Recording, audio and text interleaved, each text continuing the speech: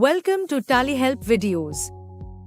In this video, you will learn how to view the e-invoice report in TallyPrime, review transaction statuses, and take the necessary actions. Press Alt-G and select e-invoice. By default, the report opens for the last 3 dates from the latest e-invoice applicable voucher entry date. The sections displayed in the report depend on the vouchers available for the current period. You can drill down from any section to view the underlying transactions and their details.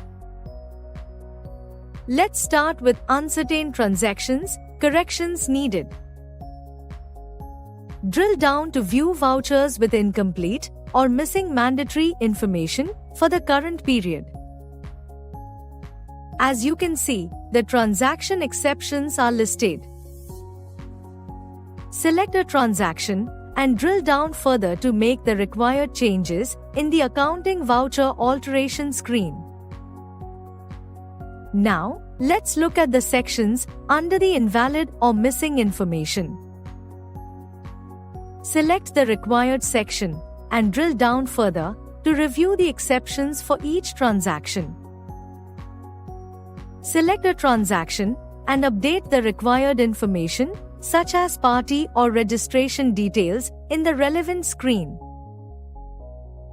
If you want to update the information related to one party, press F8 to view the report party-wise and resolve the exceptions.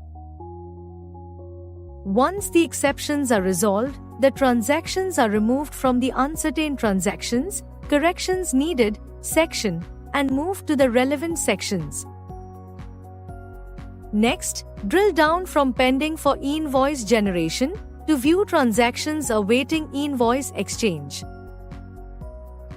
If you already have e-invoice details and want to manually update them for a transaction, press Alt-B.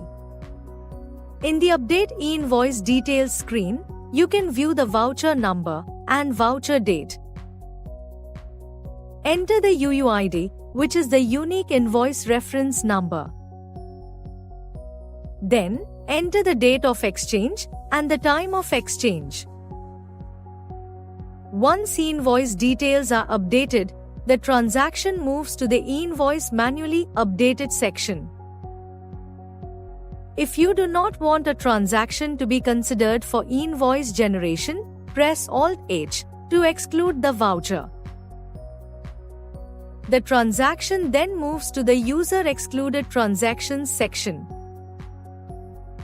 Since invoice upload is currently not supported, the Get e-invoice Details option will not retrieve invoice status from the e-invoice system. However, you can use the e-invoice report to review the transactions that require attention, resolve exceptions, and manually update e-invoice details.